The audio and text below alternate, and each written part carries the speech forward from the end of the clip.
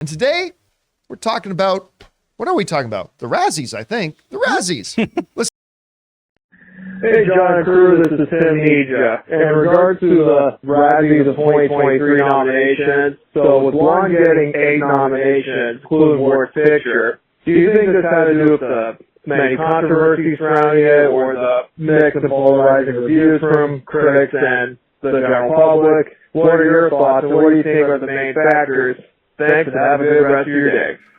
All right, thanks a lot for calling that in. And the Razzie nominations, of course, came out always the day before the Oscar nominations come out, and then the Razzies are awarded the day before the Oscars are awarded. I love the Razzies because they're fun. Now, you're right. Blonde, I believe, picked up, the Ana de Armas picture, picked up the most Razzie nominations this year. They said it might have been 5, could have been whatever the numbers. They picked up the most. What are the main factors going into that? I think there's a very important thing about the Razzies people need to understand. They don't take themselves seriously. The Razzies are not actually the worst films of the year awards. They play at being that, but it is all done in fun. It's really done in fun. And a lot of times the nominees are certainly not deserving to be on the list, but it's high profile and they've been the butt of a lot of jokes, and then they'll put it in there.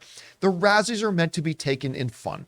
And I get it. Like, a lot of people have never, because why would you bother to look into what are the Razzies? You have better things to do with your time. I get it. So a lot of people, like, they just hear, oh, the Razzies, that's the thing where they name the worst stuff of the year. But while that is the marquee, it's not really what it is. It is still in its own way a celebration of the year of film and a good way to poke fun at the stuff that turned out terrible.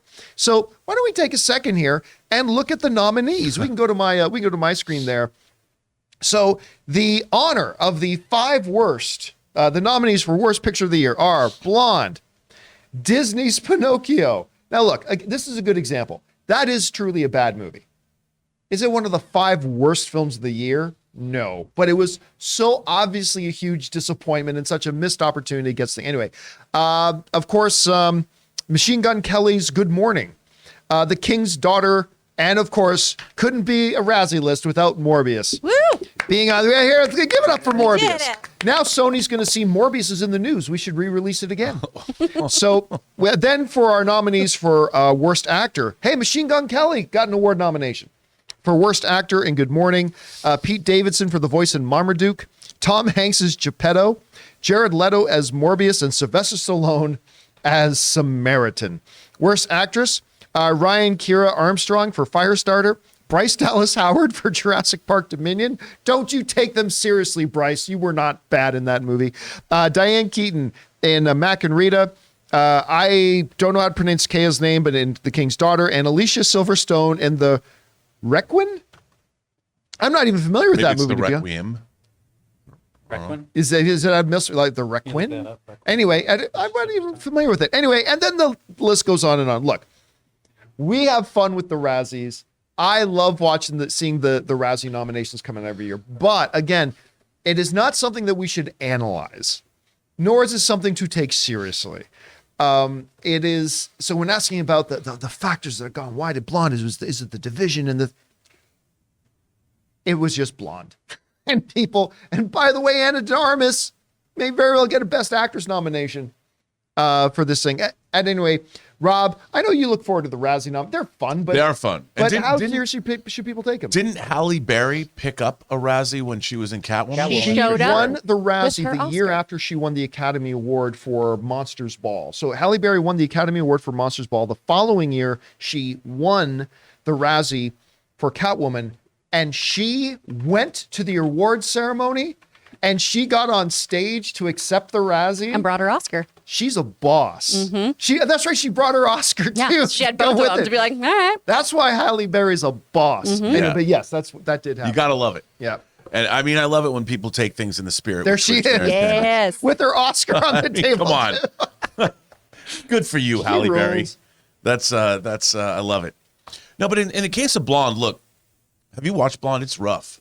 It is rough. It's a rough, and now I wouldn't call it a bad movie. I thought it was, what happens in it's very distasteful. And I think that's different. I think that I think that they made the film they set out to make. The question is, I mean, it was based on Joyce Carol Oates' novel. Yep. And I think it was a very harsh depiction and hard to watch, but I think it's an important film, and I think Ana de Armas put her life and soul into that movie. And although, I mean, I can understand why people disliked it. I don't know if I'd call it a Razzie-worthy film, though. But I understand, it's like Chris Rock. Well, I ain't saying. But it was so much. It was so much in the news, and everybody talked about so much that it becomes a prime candidate to be for the Razzies. It was brutal and it was tough to watch. But I thought expertly done.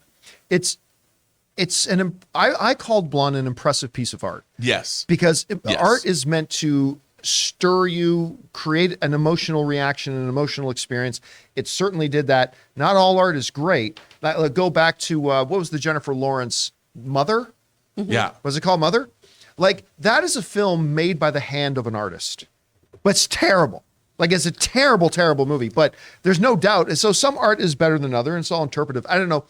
Chris, you see the Razzie nominations. Mm-hmm. Like, how serious do you take them? Is there a glaring omission off of the list? What do you think? Oh, man, I don't know. I love the Razzies. I think they're great. I think, it's a nice little nudge to say, hey, let's all not take ourselves too seriously. And obviously no one tries to make a bad movie or give a bad performance. I am surprised by Blonde being on there. However, I'm not surprised that Ana de Armas keeps getting, her flowers, because that was a very, very difficult role. From everything I've heard from everyone else who's watched it, I have not been able to bring myself to watch that movie. So I think she's getting awarded on her commitment as a performer. And I think a lot of people take issue with how the film was executed. I know that Aaron and I have talked about that a lot of just, I don't think this is one we can sit through. So and I think, and for a lot of, I think there's lots of art that's like that. Yeah. That, hey, that's great. That might be artistically beautiful, great, whatever, but it deals with stuff that I'm not comfortable watching. Mm-hmm. I mean, so I totally get that. Anyway, guys, question is for you. Did you see the Razzie nominations? If so, what did you think about them? How seriously do you take the Razzie nominations? How seriously should we take them? Whatever you guys think, jump down to the comment section below and let us know your thoughts.